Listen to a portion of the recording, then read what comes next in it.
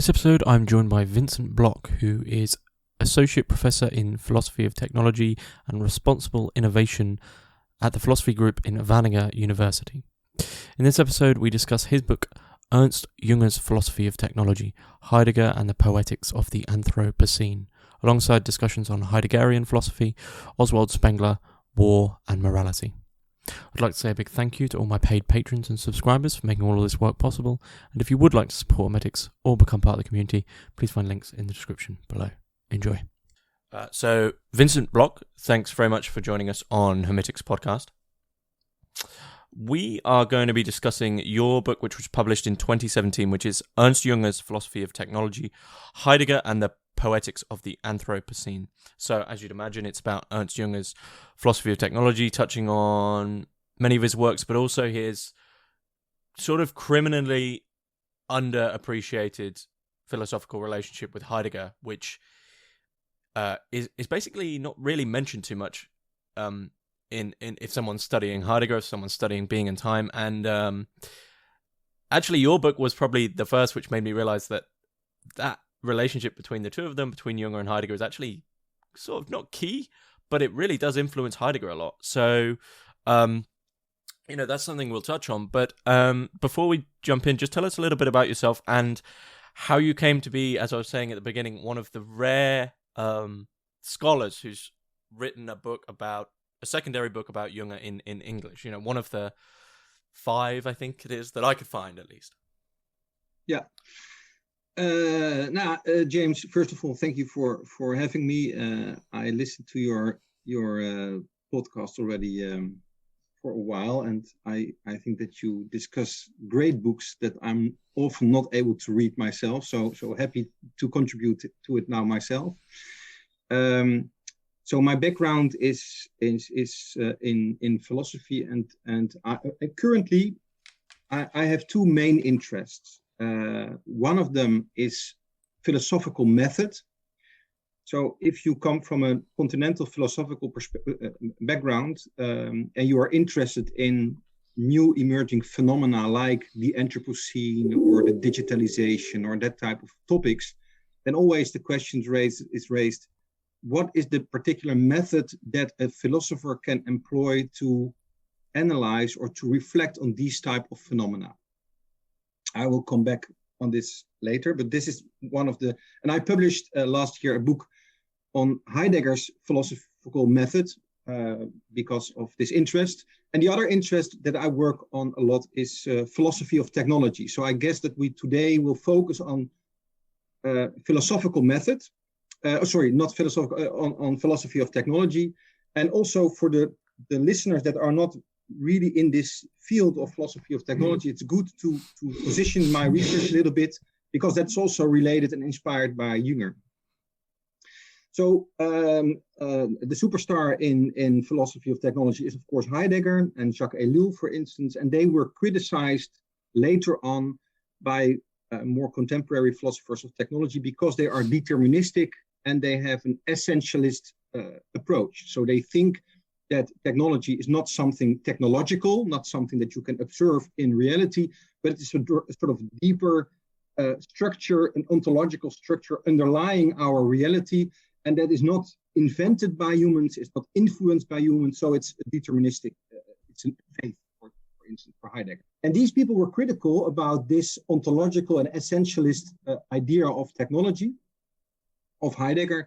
And in a way, I agree with this criticism that if you don't take into account any ontic or phenomena that emerge in reality, but at the same time, they are missing phenomena like digitalization, like capitalism, or these type of underlying structures that constitute the world that we live in. So to position myself, I try to rehabilitate this ontological type of thinking about deeper structures underlying technological developments, and to connect it also with environmental issues, because most of the philosophers of technology are not focusing on the environment that provides the resources for new types of technologies, or that provides the waste bin, so to speak, to externalize their waste streams, for instance. So that is where I'm working on, together with Peter Lemmens, one of my dear colleagues in Nijmegen. We build this what is sometimes called new Heideggerians in philosophy of technology. Okay. And this is inspired by Jünger as well. Mm-hmm. That can also bring me to the question why the hell I was interested in Jünger. And that started during my dissertation. I did in my dissertation on Jünger and Heidegger on philosophical methods. And the reason why I have chosen these two philosophers is because they were the only ones that were not upfront rejecting the technological reality, but tried to philosophically reflect on this new, or for them, new phenomenon without upfront rejecting it. In the case of Jünger, it was a complete embracement of technology. So his philosophical method, maybe we can discuss it later, but is informed by a complete embracement and identification with technology. That is what happens in the work that we will discuss later on. While Heidegger also saw this totality, wrong word, the Ganze, or the whole of technology, so to speak. But then he tried to keep a sort of distance from it. And that was the main interest that was faced, that was interesting for me to research in my dissertation. And that started with my interest in Jünger's work. Mm-hmm, mm-hmm. Okay, so something already quite interesting there is, unlike Heidegger, you consider Jünger to be a philosopher? Because Heidegger makes it clear at certain points that he never thought, we couldn't consider Jünger a philosopher. He was maybe a writer or a thinker, but he wasn't a philosopher by Heidegger's opinion. Yeah. So Heidegger is really a lousy philosopher. So he is a great philosopher, of course. Okay. No, but what I wanted to say is that he's a lousy intellectual friend in the sense that he never recognizes the contributions made by others, and that he is always downplaying the role of others compared with his own role. And that is I don't know why, but that is also a methodological issue, as I discuss in my new book on Heidegger's method. But Jünger was very influential on Heidegger to the extent that Jünger is talking about philosophical concepts like Gestalt. I assume that we will discuss that later on. Mm-hmm. You can definitely see him as a philosopher. At the same time, I'm also a little bit hesitant to see him as a philosopher because he's also a poet. Mm-hmm. He wrote great novels that everybody should read, in my view. So Heidegger wouldn't say that he was a philosopher, but he for me, he is one of the great inspirations in a philosophical sense of the word. Mm-hmm. Yeah, I got that impression, Heidegger's sort of reluctance with, I did an episode on the work of Hans Jonas, and that, that whole Heidegger's, even calling them Heidegger's children, enters into that relationship where they're like, they're below him in some way, and he's the great master. So I did always get that impression. But before we jump in with the specifics of the philosophy of technology here, I do have to ask you the Hermitix question. So you can place 3 thinkers, living or dead, into a room and listen in on the conversation. We can include Ernst Jünger, as we're already speaking about him, and actually I would say we can also include Heidegger. So Jünger and Heidegger are already there, and you can put 3 more in. I am. So I prepared this question because I listened to your podcast, and I really like this question. And I have, of course, I have 3 names, and the first one is Heidegger, because Heidegger is, in my view, really disrupting philosophical thinking in the 20th century, and is the biggest philosopher that we had and that really put everything that happened afterwards on a new track. So it's very important for me as a philosopher, although I start, which is also quite logical, to become critical, to be very critical toward Heidegger, but he's still a great inspiration. And also because he is one of the founding fathers, so to speak, of philosophy of technology, because he, in the question about technology, he was one of the first to discuss this whole field. And I want to add two more recent philosophers of technology. First of all, Gilbert Simondon. And I can also explain why. He is a philosopher that, contrary to Heidegger, knows a little bit about technology itself and engineering.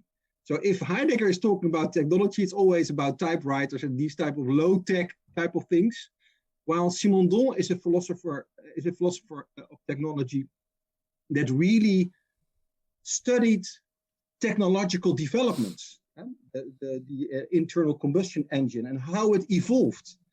And we can learn as philosophers of technology a lot from Heidegger's ontological, essentially, or how, whatever you call it, reflections, but we can also learn a lot if we look at technological evolution as described, for instance, and analyzed by Simondon. So I'm also very much inspired by him. So I would like to invite him in the room. Mm-hmm. Mm-hmm. And the third one is, unfortunately, he passed away last year, Bernard Stiegler. I'm not a specialist in Bernard Stiegler, but I'm reading it now with a reading group in Wageningen, and I think that he's one of the main figures in the field of technology, the field of philosophy of technology at this moment. And at the same time, I also would like to invite him because I also have a problem with him. So Stiegler is talking about the digital age and digitalization, but you always wonder, if you read him, what is the philosophical method that you employ to analyze these technological phenomena, and how do you draw your conclusions? And my problem with many contemporary philosophers is that they don't reflect on the method they employ. Mm-hmm. And in this, I think he can learn a lot from the other people in the room. Heidegger, who was a methodological thinker, and also Simondon, who really looked at actual evolvement of technologies. So these are the people in the room, because I also think that they could have learned a lot from Heidegger, and it's, for me, very surprising that, for instance, Stiegler is not referring, at least not in Technics and Time, to Jünger's work, while it could have informed him a lot.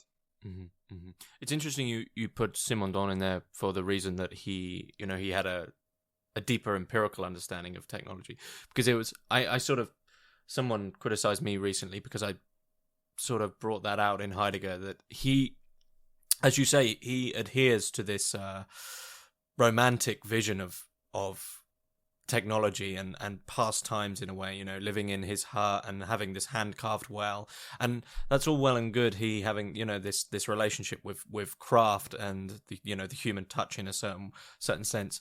But as you say, if you're going to develop a philosophy of technology and you're reliant on that old understanding of technology, which in a sense is quite romantic, I personally think, then it's going to be a bit stunted and seem not too applicable. Whereas I guess Jünger is going completely the opposite direction with total mobilization. So the question is, mm-hmm. Also to a little bit to defend Heidegger in this, because you're completely right.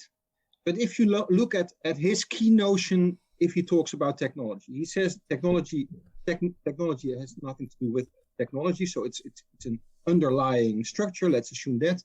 He calls this Gestell and framing, and in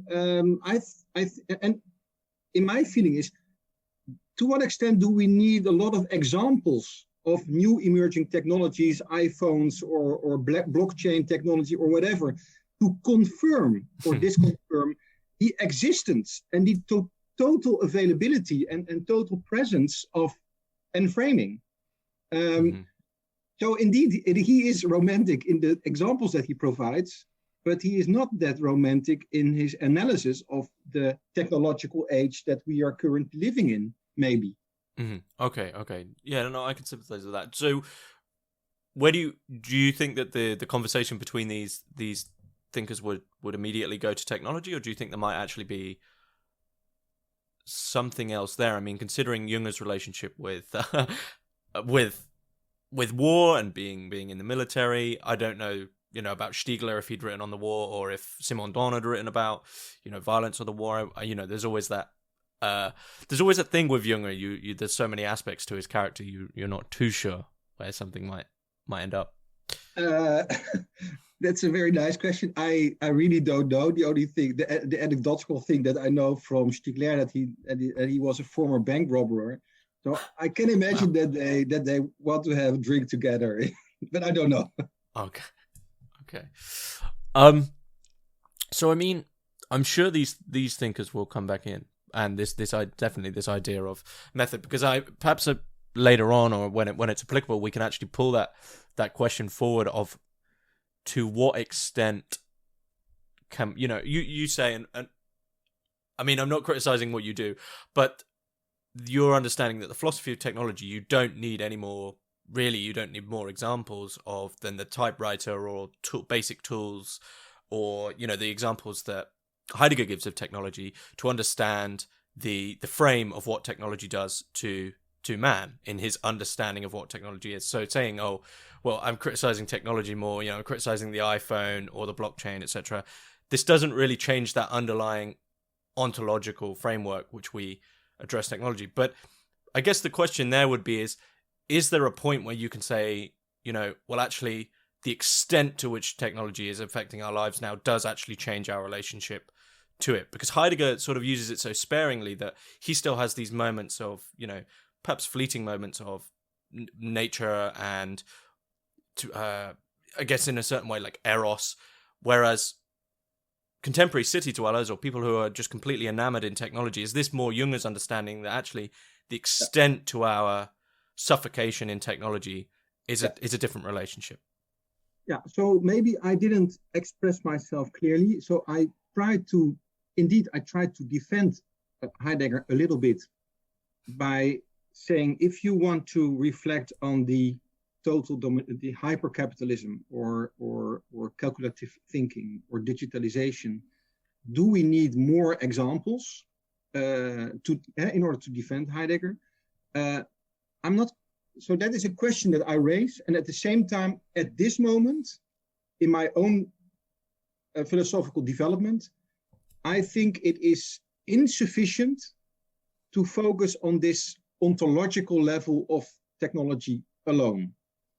Mm-hmm. I think, and I agree, for instance, with post-phenomenologists like Don Eide, that we can learn a lot from technological practices, and maybe not so much about, if we talk about this overarching idea of enframing.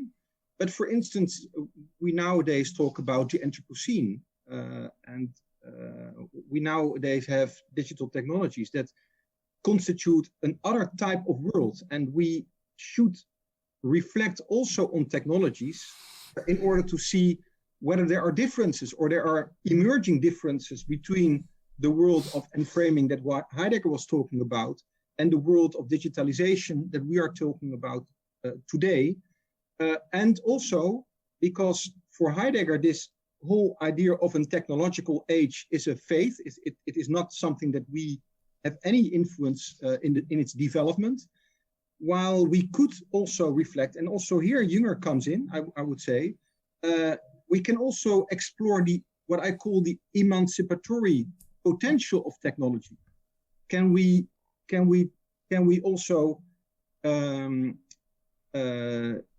think about particular technological developments beyond the current hyper-capitalist system or the digital age that we are currently living in?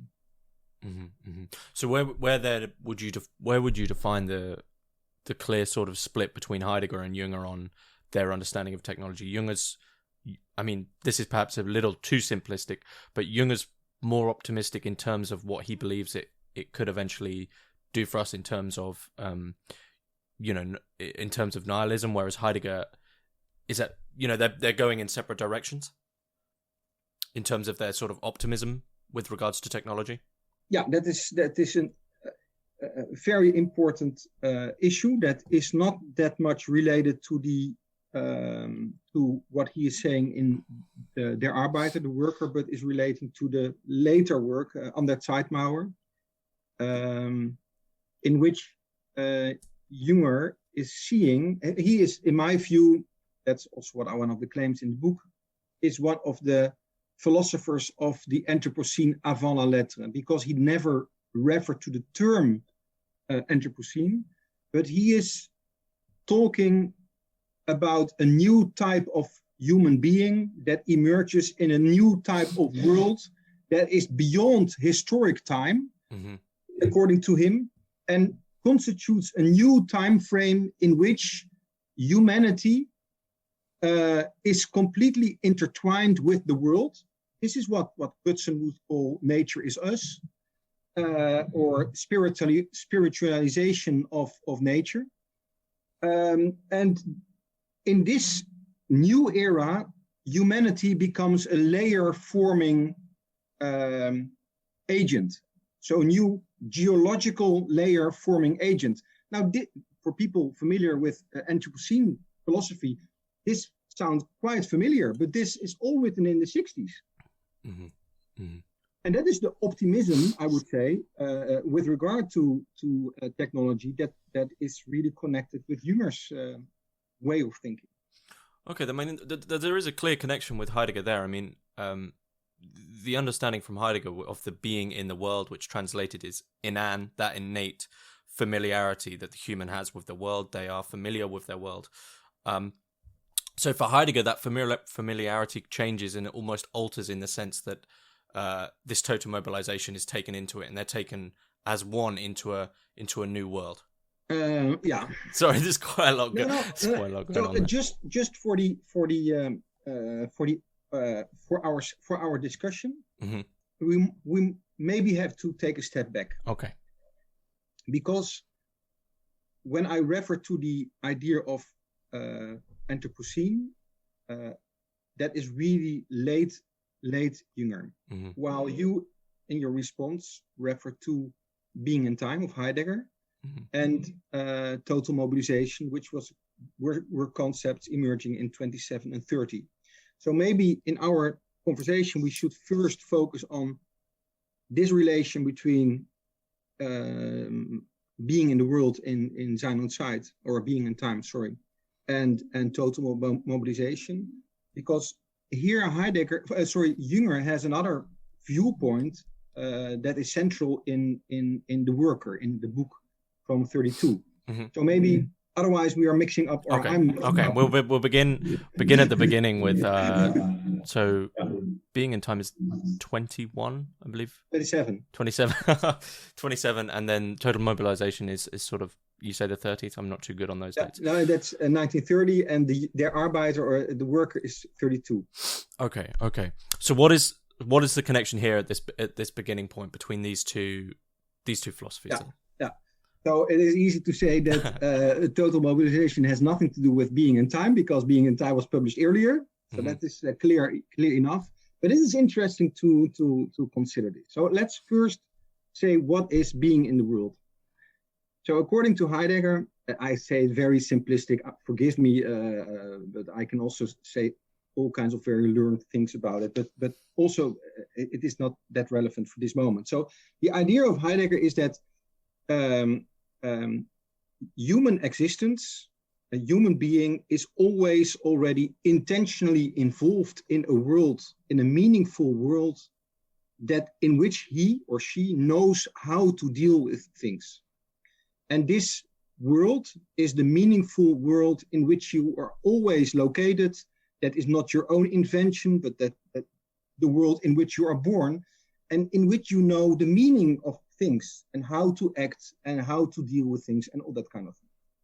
Now Heidegger tries to understand this and make this as a starting point, instead of our normal way of thinking, that is saying we have the environment in front of us, that's an object, and I am the subject that is seeing this object, which is the classical way of thinking about the relation between human and world, that he is criticizing because he says, no, the world is not an object, it is a meaningful environment in which you know how to deal and act with things.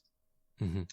And this world, you can ask, where does this meaning come from? Why do you know what things mean? Well, Heidegger argues, you know always what to do with things. So, for instance, a hammer is in order to hammer, a computer is in order to write a letter, or nowadays to have a Zoom meeting. And this indicates a sort of functional, pragmatic, some people even say, constitution of the meaning of the world around you. But it is interesting so this is Heidegger's explanation why we know how to deal with the environment in which we are. But for Heidegger, in first instance, you can call this the work world, because things appear as objects in their functionality. The cup is in order to drink. It's not because it's beautiful. It's not because it has a value in itself. It's in order to do something. So it's a completely functionalistic, technological way of thinking. And there are some of my colleagues who wondered by saying, in Being and Time, he describes the technological world that he is later on in the question about technology. He is also referring to, but in Being and Time, he is very positive about this work world. And later on, he's very negative about it. There are, of course, some differences, but this is at least something to think about. But for Heidegger, it is the case that this is the reality on the one hand. Let's call this the work world, in which everything has meaning because it functions. It is instrumental. And on the other hand, he has a question of being. And according to Heidegger in Being and Time, this work world, this being in the world, doesn't provide access to the meaning of being. So there is a distinction between the two. Now, if we talk about total mobilization by Jünger, that is, of course, not the same as the work world that Heidegger describes, but you can frame it in comparable terms.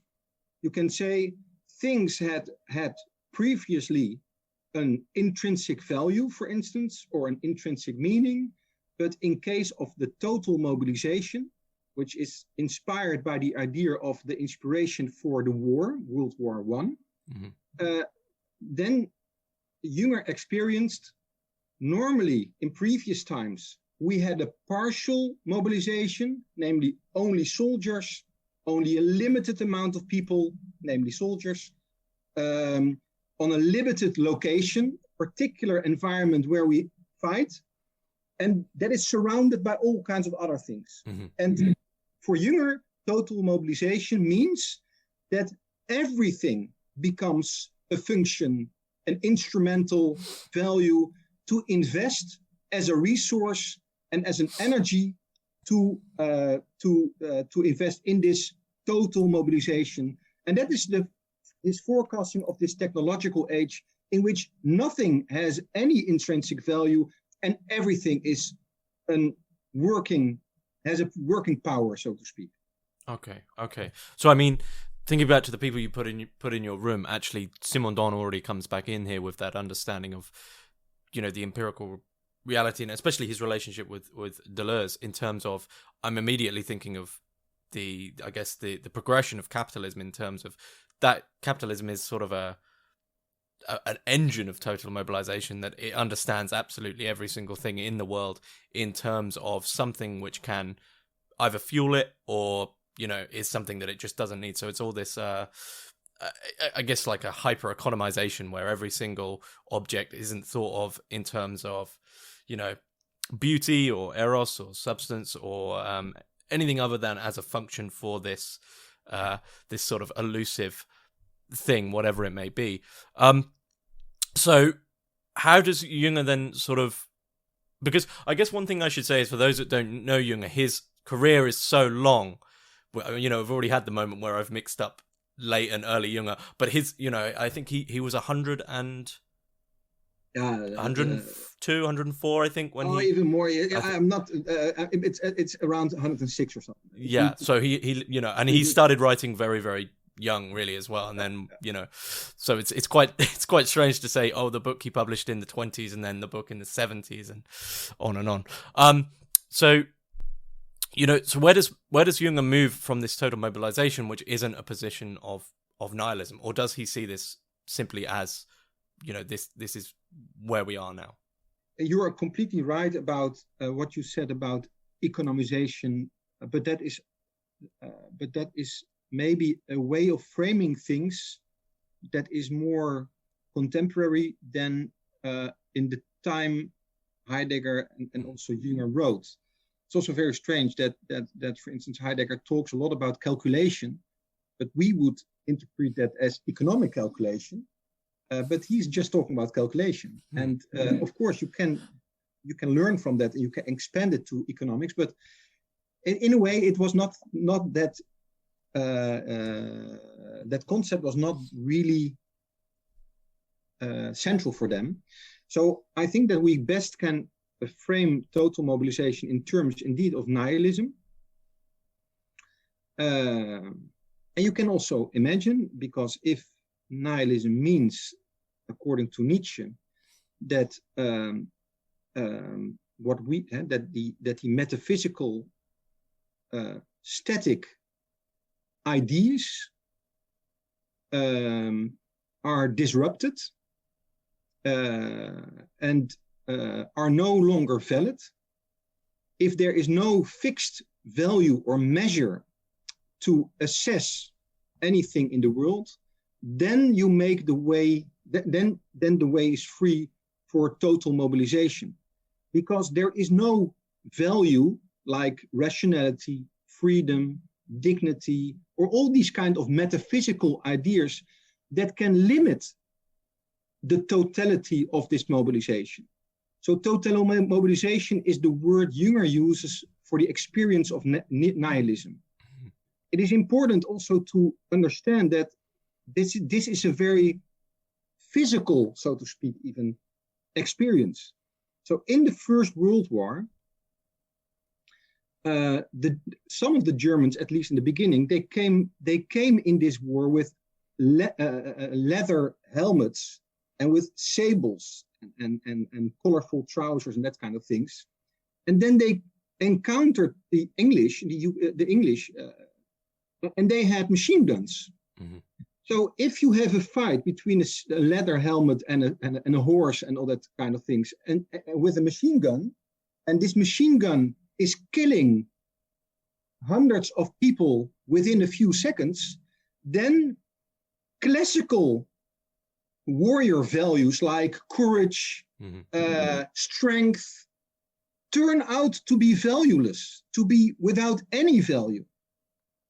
And that means that you can experience the categorical mistake if you enter a scene with a sword while the other is standing there with a machine gun.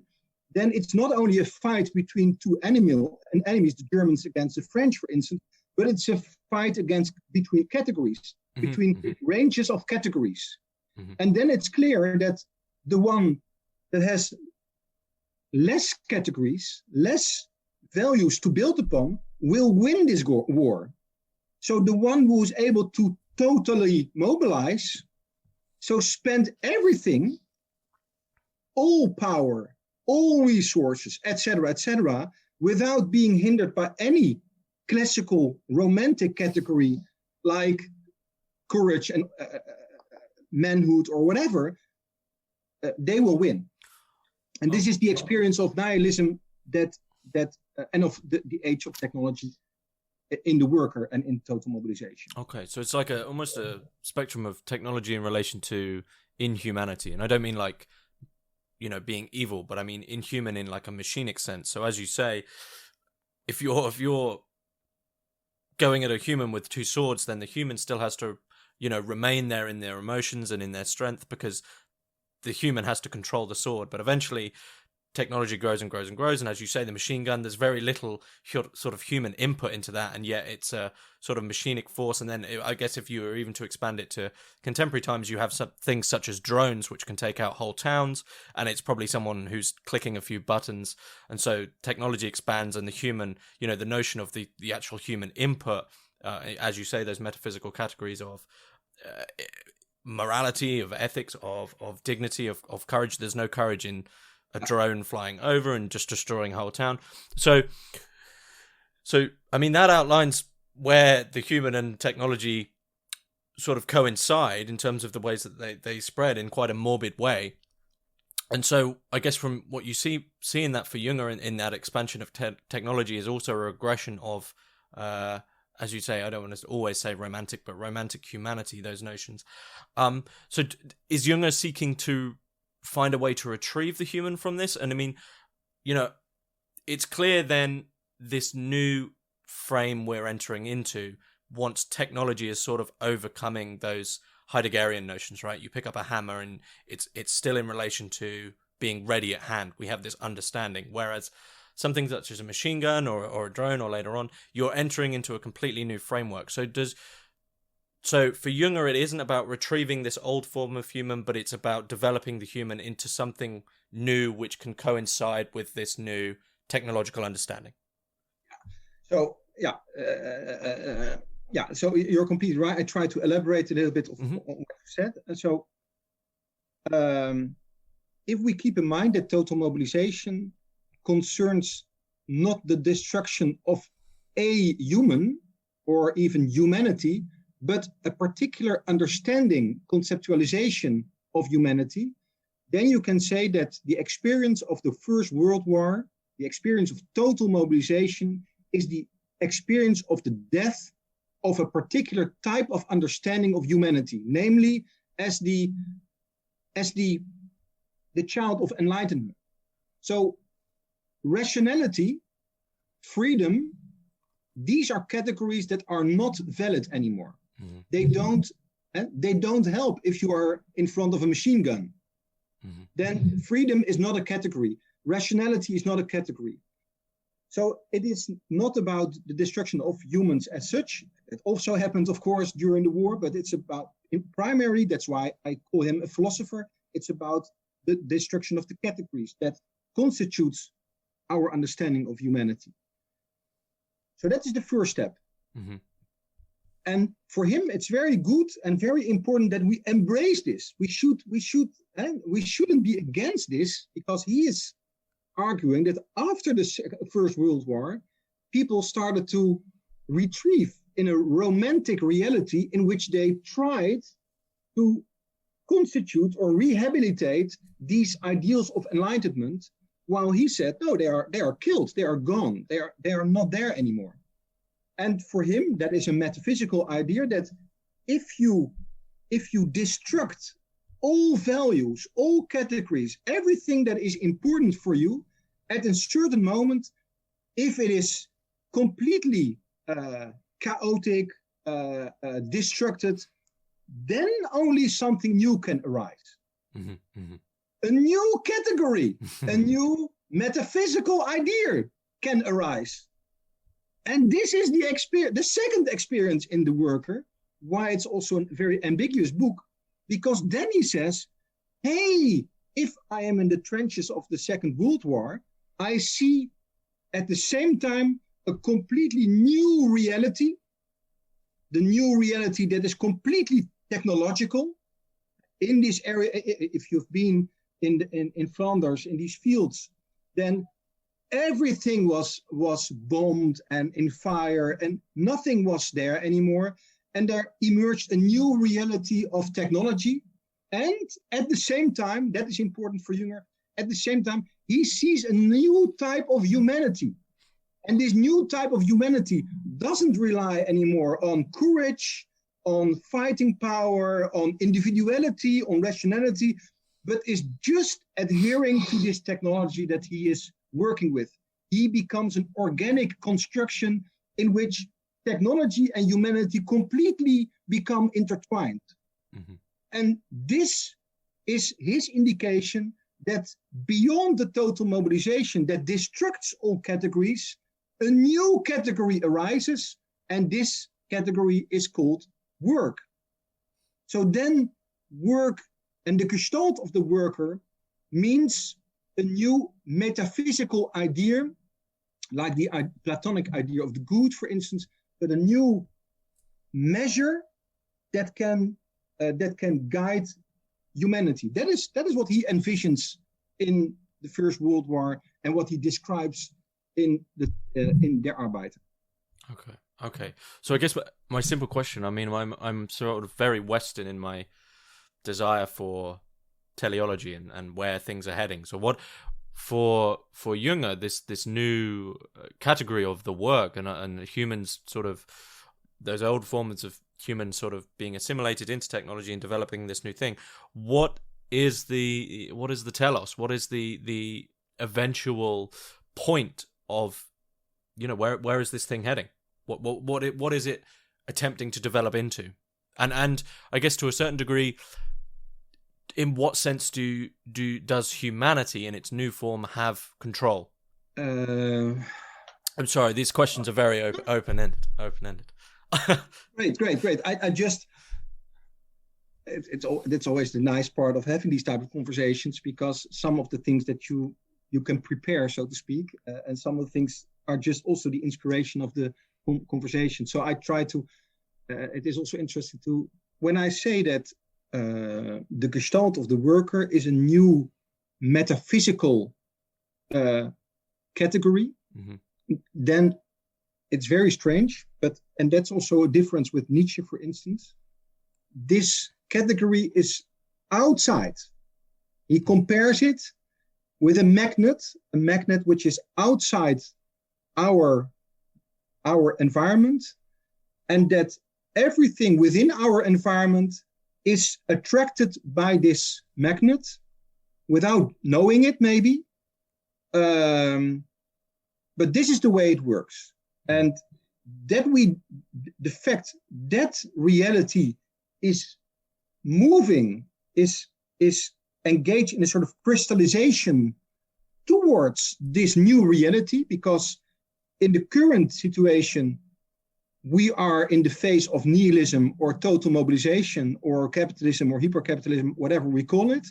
But he envisions this new reality in the future that we have to embrace. Mm-hmm. And so to step out this phase of nihilism, to step out of this phase of total mobilization, and to receive a new destiny in which we are becoming the ones that represent this gestalt. And that is also what happens in the book. The book is not a description of a situation. It's calling us to make this transformation from the situation of nihilism to become a representative of this new reality. Mm-hmm. Because only by representing the magnet, let's say, on the other side, mm-hmm. this other side is present, namely only in the representation. Mm-hmm. Mm-hmm. So, okay. So how does this, just jumping, I guess, forward in time a little bit, how does this fundamentally change for Jünger as he matures as a philosopher and a writer? And does Heidegger ever take this up? That is also so the basic idea. Mm-hmm. The basic idea about, on the one hand, we live currently in the situation of complete nihilism, and we have to cross the line. That is also the essay that Jünger wrote in a remembrance book for Heidegger, Über die Linie, crossing the line, is about how can we, from our current situation of nihilism, enter a new era or a new world that is not nihilistic anymore. Mm-hmm. That is what is meant by über die Linie, or crossing the line. Now, that a basic idea, and also the basic idea of the current situation as nihilism, the future ideal state, so to speak, as a gestalt of the worker, that remains the same throughout his work. So that is not a difference. The difference lies in the fact that in the 30s, so when he was so young and experienced in this First World War, and he was embracing this whole idea of labor and work, he was only positive about that. He didn't saw the negative sides of bureaucracies, controlling power, all that kinds of thing that we would bring up in the discussion with Jünger nowadays and say, hey guy, are you not too positive about labor and work? Because it can also, it can be, as you say, maybe a new essential characteristic of humanity, but as we experience it nowadays, it's mainly destructing all kinds of individuality, singularity, freedom, and that kind of thing. So while he was very positive and unequivocal, was positive about this in the 30s, he started to become very critical about this. And this was also, of course, why he was a National Socialist, and he was even, as some people say, a proto-fascist, but he was never a fan of Hitler. Mm-hmm. Hitler was a fan of him, of course, mm-hmm. But he thought that Hitler was too soft, so to speak, because he has chosen for a political career in a party political situation in first instance, while Jünger was, of course, revolutionary and wanted to stay out of this politics, party politics. Mm-hmm. But he then experienced this negative side of work and labor, and then he started to shift his full embracement of work. And then you see also other figures, the figure of the anarch, the figure of the Wageninger, the forest rebel. Yeah, the forest rebel, yeah. Sorry. So these type of figures emerge because they try to, they are always outside. They are always a misfit. They do not fit in this idea of control, which can also be associated with labor and work. Mm-hmm. So this is the shift that you can see in his career. But equally, it seems he understood. I mean, I'm especially thinking of the ending of Omishville at the moment, which I'm rereading, I think, for the third time. You see that Jünger understands that venture to the forest, to the venture to the outside, which the rebel or the anarch undertakes, can only be done. I mean, put in simple terms, one needs to render unto Caesar. They still need to understand. They might not need to be completely within that technological framework of the city, of modernity, of the total mobilization, but they can't completely draw a line and ostracize themselves, because then it might come back and develop into something new without them knowing. So this, for Jünger, there seems to always need, even if you want to get out or exit or become the rebel, you need to do so with a sort of consistent eye watching technology as it evolves. You need to keep your sort of dip your toes in the water occasionally. So you can't, I think it seems Jünger understood technology as something which you just need to keep your eye on. You can never be completely a part of it. Yeah. So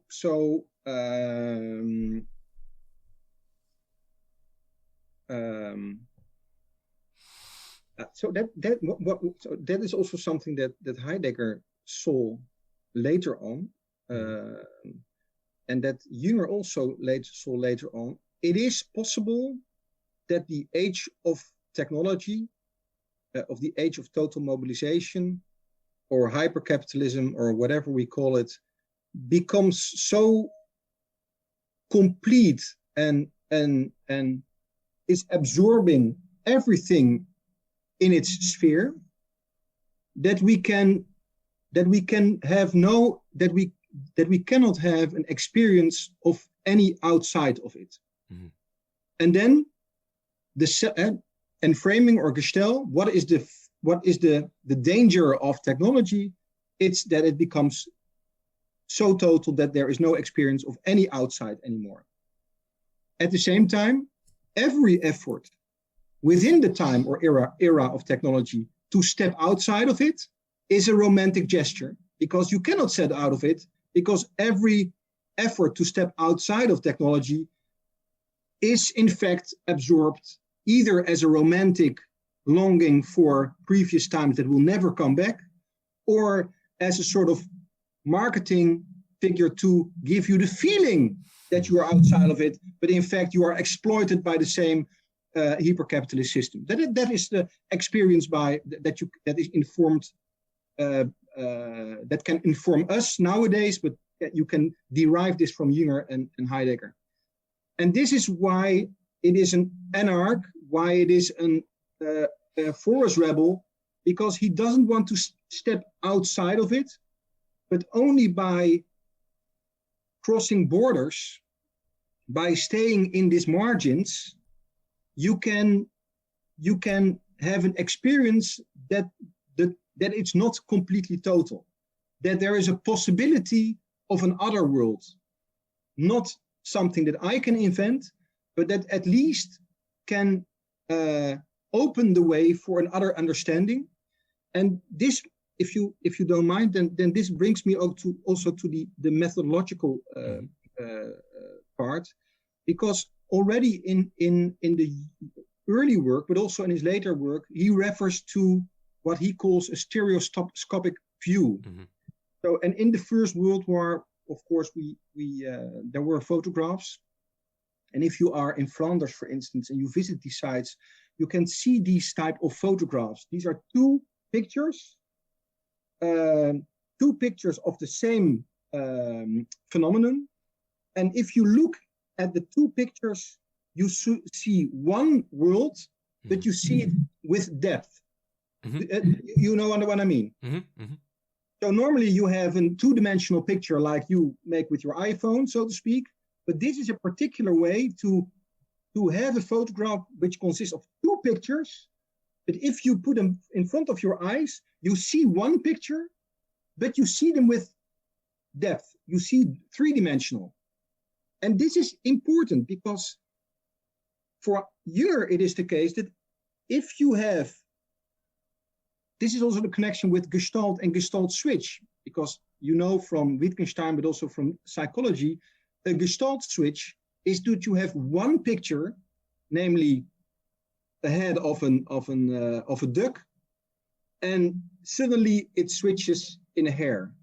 Mm-hmm. That's a Gestalt switch, that a classical one that we see in Wittgenstein, but also in psychology.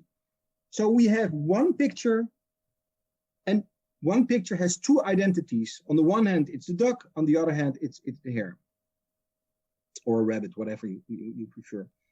And this is also what Jünger wants to see. He tries to see through reality with this stereoscopic view, as he calls it, because then you can, on the one hand, see two images, and at the same you can see how they converge, but you can also see the depth, the three-dimensional space, what he calls the elementary, that where ideas come from. So based on his idea of a methodological intervention, namely this type of stereoscope to look at reality, he is able to see on the one hand that the diversity of all kinds of things in reality converge and come together, but that they have a dimension of depth behind it. And this is the space where the forest rebel, the anarch, etc., tries to move to in order to see the origin where dominant ideas like the hyper-capitalist system that we experience today, or the age of enframing or whatever, comes from. And this is the area where he, as an progressive philosopher, tries to connect to.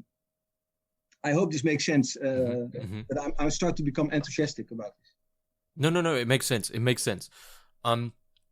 I mean, what's interesting about that stereoscopic view, of course, is that it begins to play around with the notions of time. As you say, with Flanders Fields, you begin to layer these up, and then you can then understand contemporary space that you're within, you're no longer locked into, you know, the linear framework which you're just trapped within in terms of contemporary capitalist or technological society, but you can delve into these fundamental sort of almost cyclical changes throughout time.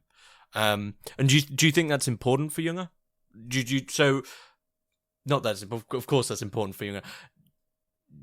I think sometimes the emphasis on the anarch and the forest rebel, I think the notion of the forest as a metaphor is great, but it emphasizes, I think, incorrectly the physicality, whereas as you're making clear with the stereoscopic view, it's actually a psychological understanding. As you say with the duck and the hare, it is one's understanding which allows them to alter that image, even though they are presented with what seems to be an identical space which everyone has, but it's in your understanding which allows you. So how do you I guess a good question is, how do you develop that? But you just first, a very important point that you make also that helps me to make a distinction. You're completely right. The risk of using a psychological example like a Gestalt switch is that it's a psychological example and it's not a philosophical example. So in order to understand what Jünger is trying to do with the Gestalt, or when it makes sense for a philosopher, is when we say it is, in this case, not the hare and the duck, because that is indeed something in front of me. We can say whether you start to see it as a duck or whether you start to see it as a hare is determined by whatever history or whether you're hungry or not. I don't know. In this case, and that is important, it is at the same time the switch of how reality appears, namely from a natural environment, maybe even a pristine nature, to a completely technological environment. So that's the hare and the duck. But then in Jünger's experience, so if you compare it with what he experiences, but at the same time, it's my view, my experience of it is included in this. This is why it's not psychological, but it is what I would say in my language, ontological, inspired by Heidegger, because it's about the whole of being, it's about the whole of reality that he experiences in the First World War. And at the same time, the way humanity is dealing with this new reality, because he sees a new type of warriors emerging in this First World War that are not relying anymore on the categories of the animal rationale, not on freedom, not on rationality, and all that kind of things, but are just sons of the earth, as he calls them, that are completely intertwined with the technological environment, and they become organic constructions. You cannot distinguish anymore between a soldier and his gear, while in the previous times you could distinguish between them. So that is why the Gestalt switch is not a psychological phenomenon, but why it's an ontological phenomenon in first instance. Mm-hmm. Okay. So, I mean, it's quite a cheap question, but in what sense does that stereoscopic view of the world alter one's approach to the modern world? You know, in what sense can that allow us to? I mean, I guess it's it's not this psychological choice, but it's something that's already there, as you've made clear. So, in what sense does this alter our ontological approach to the world? What does the world become from this? Yeah. So now we move then to the later work, the Under Zeitmauer in the 60s, 67, if I remember correctly, 64 or 5, something like that. Doesn't matter. In which, as I indicated, the basic ideas of Jünger throughout his career about total mobilization, Gestalt, and these remain throughout his work. And of course, things change, but this we can easily extrapolate or keep in our understanding of later Jünger. in Under Zeitmauer, he argues, or he's questioning, in one way or another, we have the feeling, the intuition, that we are at the end of a particular time frame. So compare this time frame with the hair. And if we are now in the end of this particular era, can we, although we are not there, we didn't make the shift to this other era, can we already say something about this new era?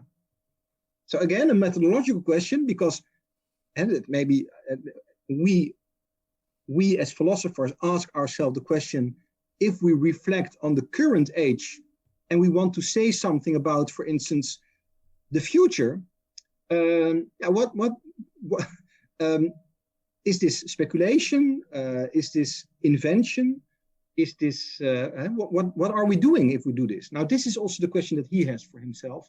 If we experience that we are in a way at the end of a particular time frame, now the interesting thing that he is then indicating is, and then I also come to the answer to your question, is that he says, in a way, the end of the time frame that we are living in has to do with historical time, the idea that time is a chronological order. And we are entering a time in which we are not counting on human time, so the human history, but we count with Earth history. And then he says, if I try to say something about this other time frame, one of the ways to think about humanity in this Earth history instead of human history is by conceiving it as a geological layer forming actor that is not living on the Earth, but is becoming Earth to the extent that our electronic networks, our telecommunication networks completely embrace the planet and mirror the nervous system that we have ourselves, so that we can speak about a spiritualization of the Earth and a mechanization of humanity. Mm-hmm. Mm-hmm. This is where he starts to see a new reality, a new Gestalt switch, namely not a humanity in front of a natural environment in which it may have a destructive or a constructive role, but humanity becomes completely intertwined. And this is the switch that Jünger is experiences or trying to reflect on it. It's not there, he argues, but this is what we envision if we try to think about this new era. Okay. I don't know if he did. Do you know if Jünger ever read Spengler or commented on Spengler? Yeah.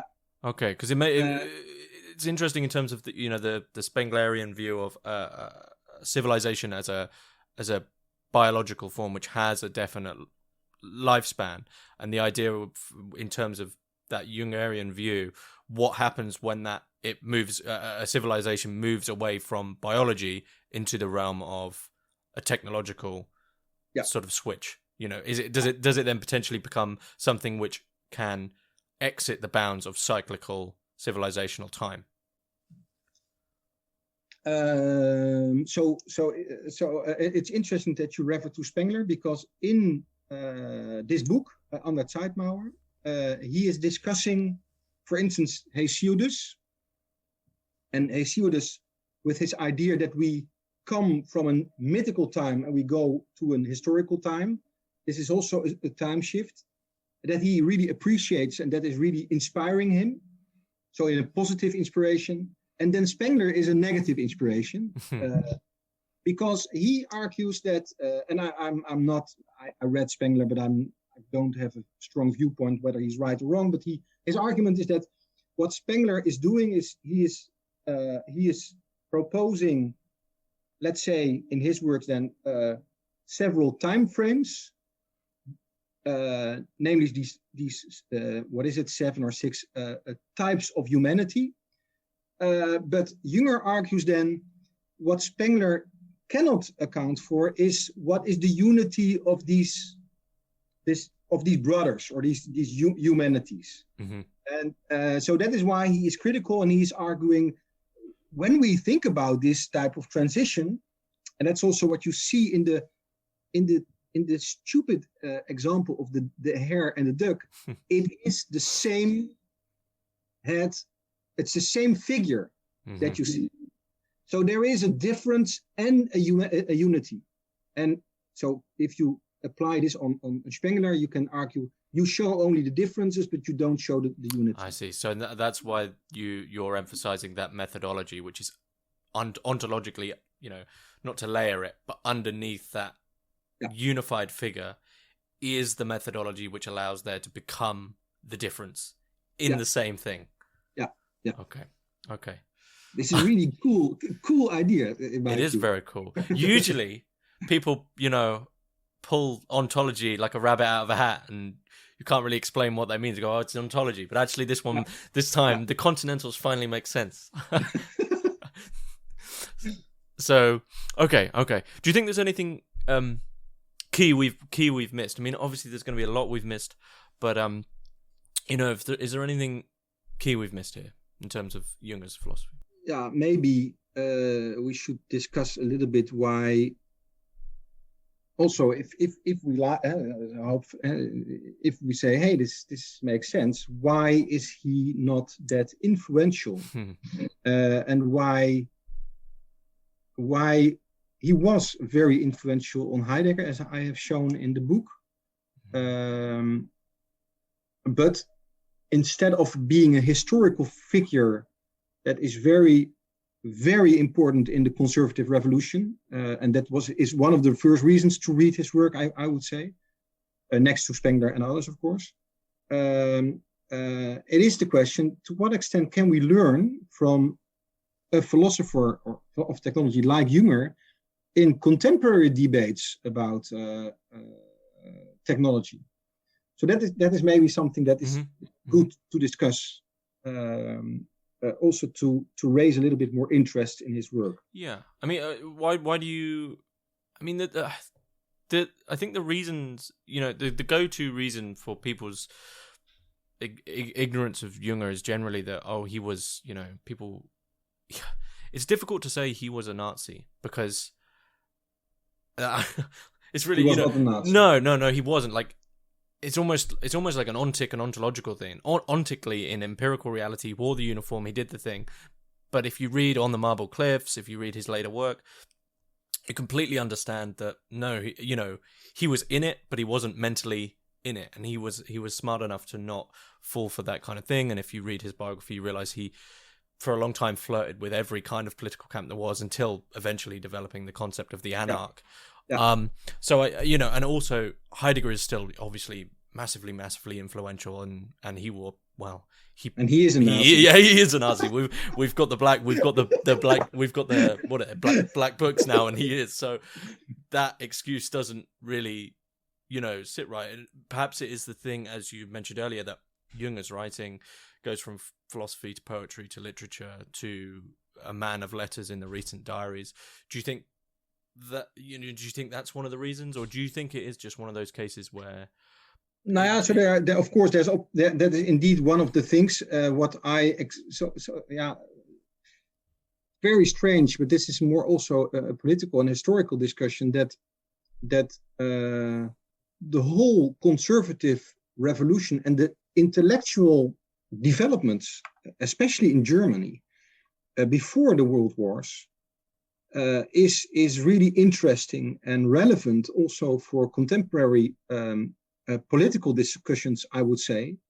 But there is a problem that because the National Socialists are so much inspired by these type of thinkers, I also think of Carl Schmitt, for instance, people don't dare to refer to them because they are already, it's very easy to blame them for being a proto-fascist or something like that. And I do think that there are, for instance, in the Netherlands, we have a political party that is trying to use these type of thinkers like Schmitt and others and they have also this extreme right type of orientation. So we don't do ourselves a favor in a way, but it's also a little bit a pity sometimes that you are not able to take literature, intellectual history of political thought, for instance, at face value, and to try to make sense of it for it today. But I tend to think that there's also another reason why Jünger is not that much appreciated, and it is because most of the philosophers of technology, or most of the philosophers, are also a little bit at least, against technology. Mm-hmm. So normally philosophers are very critical about management and control and all that kind of things. So a philosopher that is kicking off by saying, hey, this is a new reality, we should embrace this completely. That is not, people don't like, that's what we don't like. So in case of Heidegger, for instance, that's also a huge debate. He, on the one hand, had the same type of thinking about technology, but at the same time, as I think that you also referred to, he also had this romantic idea, but also his thinking of the thing, the gevierd, I don't know what is the English word for it, but his way of thinking, it seems always almost as if he is talking about the totality of technology on the one hand, but also gives all kinds of inspiration for people that are interested in gods, in the heavens, and in earth and world, and all that kind of things. So he's a friendly philosopher. You can always deal with him because he has something nice to say. While Jünger is a very tough person, and he holds you a mirror that as soon as you start to become romantic, that he will say to you intellectually in your reading, hey, guy, this is not possible. There is a totality of technology out there. There is no way you can escape from it. So I think that is one of the reasons why he is not, people are not fond of him, I guess.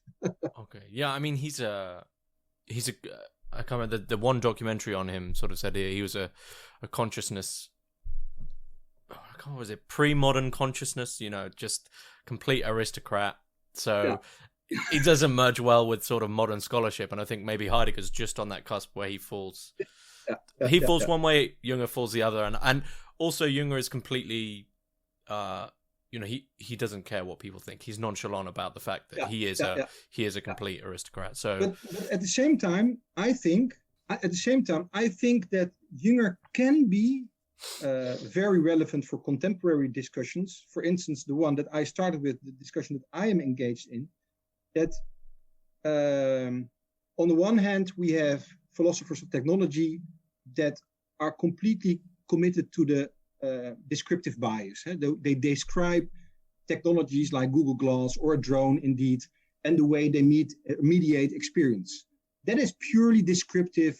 And that's really the type of philosophy of technology, like in post-phenomenology, that is all over the place and has no